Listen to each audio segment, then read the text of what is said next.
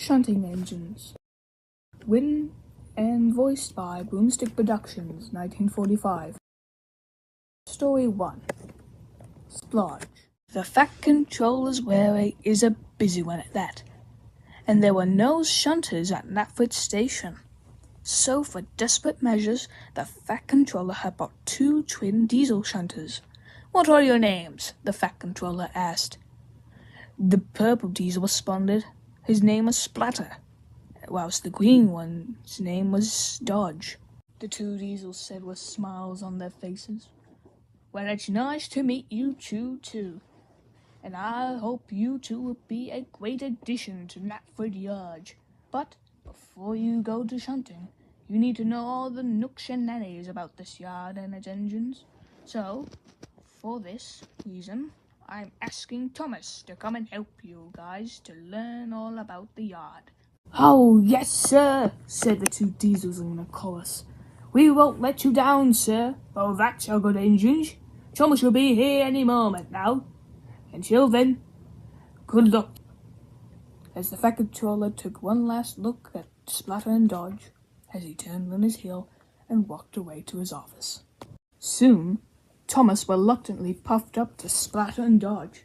He didn't want to meet them. He had to leave his favourite coaches, Annie and Clerbo, not to mention his special coach at Teignmouth. All because of 2 random diesels that Thomas had never even seen before. But, so that this trip here wasn't a waste of time, he asked his driver and fireman to fill up his half-full coal bunker, all the way tip-top with coal, which they agreed to. Said Thomas. "You must be Splodge, I suppose."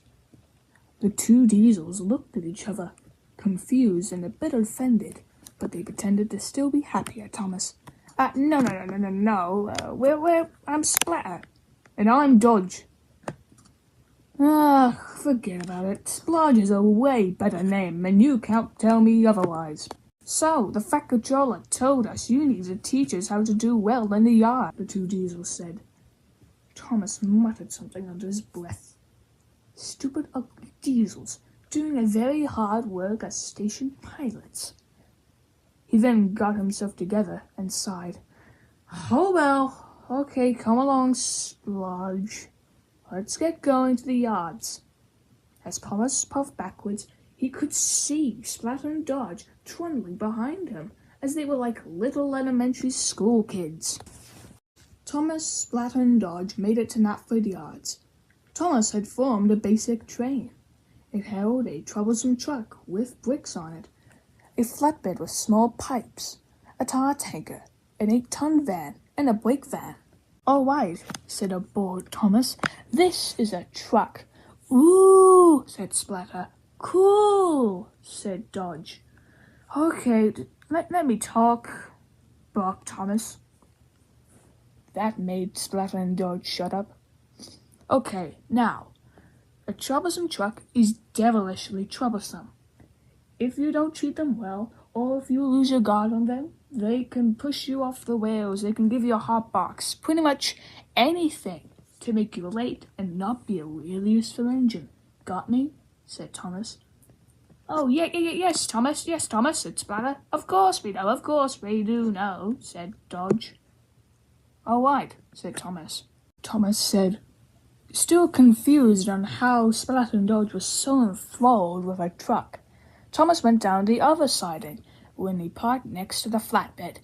"Now this here," said Thomas with a bit more spirit, "is a flatbed.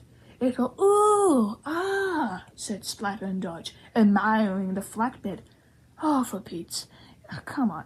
Now, flatbeds hold heavy material, pipes, logs, crates, machinery, anything that can't fit in a truck. Now, they aren't sentient, but if you go down sharp curves too fast, or if you switch around points, things can go horribly wrong. Got me?" said Thomas. "Yes, Thomas," said Dodge. "Of course," said Splatter. Thomas chuckled a bit. He was starting to like Splodge's infant-like attitude.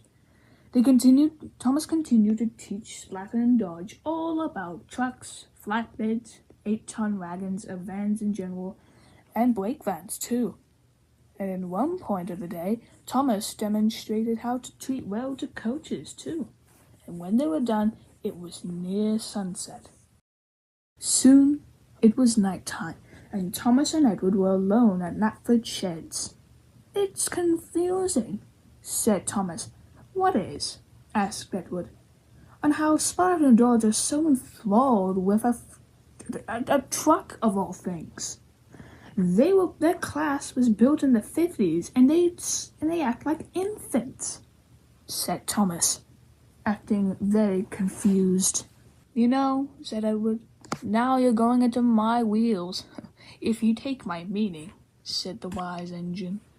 "Now, Thomas, remember when we were at the Northwestern Railway in its beginning years? When we built it and ran it together until Henry, Gorman, and the rest of the other engines came? I remember it like it was yesterday, Edward, but what does that have to do with Splatter and Dodge?" "Well," answered Edward, "you, Splatter and Dodge, aren't that different. You guys are naive. You were sweet, kind. Well, Thomas, you were a bit of a show-off, so that's kind of one of those differences between you and Splatter." Thomas scoffed. "Anyway," said Edward, "and what's most vital is that they want to know beyond of their knowledge. You wanted to go out and see the world, and they want to know and see what works and what doesn't on Knapford yachts." "Now, Thomas," Edward asked kindly and softly, "could you please just keep on teaching them about the yard and about the island as a whole, Thomas? It's for me and the Fat Controller's sake. Could you?" Edward asked. Thomas thought for a moment. He didn't exactly like them as like Splatter and Dodge's friends, but if he had to do it for Edward and the Fat Controller's sake. Thomas sighed. "I suppose I can keep on teaching them, but only for you and the Fat Controller's sake, Edward. All right?"